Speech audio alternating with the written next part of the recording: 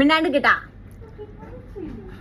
Hello friends, ഇന്ന് നമ്മുടെ കൂട്ടത്തിൽ ഒരാളെ റൂം ഷിഫ്റ്റിങ്ങിന് പോവാണ്. നമ്മുടെ സ്വന്തം അബി ഞങ്ങളെ വിട്ട് പോവാണ് ഗൈസ്. അബി ഇതാണ് അബിന്റെ അബി. ഞങ്ങളെല്ലാവരും കാലത്ത് തന്നെ കുളിക്കാണ്ട് റെഡി ആയിട്ട്. അബി ദുബായിക്ക് വരാനുള്ള മെയിൻ കാരണം ഞങ്ങളുടെ സ്റ്റാറ്റസ് സ്റ്റോറിയാണ്.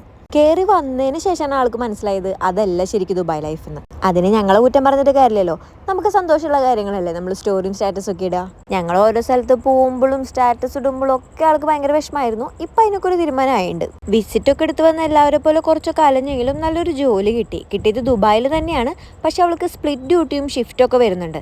അതുകൊണ്ട് ഓഫീസിൻ്റെ അടുത്ത് തന്നെയായിട്ട് ഒരു റൂം നോക്കിയിട്ട് ഷിഫ്റ്റ് ചെയ്യാണ്. എനിക്കും അവൾക്കൊക്കെ നല്ല പോലെ ഹോം സിക്നെസ് ഉള്ളതാണ്. പക്ഷെ ഞങ്ങൾ എല്ലാവരും കൂടെ ഒരുമിച്ചിരിക്കുമ്പോൾ ഞങ്ങൾക്ക് അതൊന്നും ആലോചിച്ച് വിഷമിക്കാനുള്ള ടൈം കിട്ടാറില്ല. ഇനി റൂമൊക്കെ മാറി വേറൊരു ബെഡ് സ്പേസിൽ പോയിരിക്കുമ്പോൾ എന്തായിരിക്കും അവളുടെ അവസ്ഥ എന്ന് ആലോചിച്ചിട്ട് ഞങ്ങൾക്ക് നല്ല വിഷമമുണ്ട്. പിന്നെ നമ്മളെല്ലാവരും ഇവിടെ വന്നത് നല്ലൊരു ജോലി കിട്ടാനും കരിയർ ഗ്രോത്തിനൊക്കെ വേണ്ടിയിട്ടാണല്ലോ. അപ്പോൾ പിന്നെ കംഫർട്ട് സോൺ നോക്കിയിരുന്നിട്ട് കാര്യമില്ലല്ലോ. ഈദ് ഹോളിഡേയ്സ് ആയതുകൊണ്ട് ഷിഫ്റ്റിംഗ് എളുപ്പമായിരുന്നു. പിന്നെ അബി പോണേൽ ഞങ്ങൾക്ക് വിഷമമുണ്ടോ എന്ന് ചോദിച്ചാൽ നല്ല വിഷമമുണ്ട്.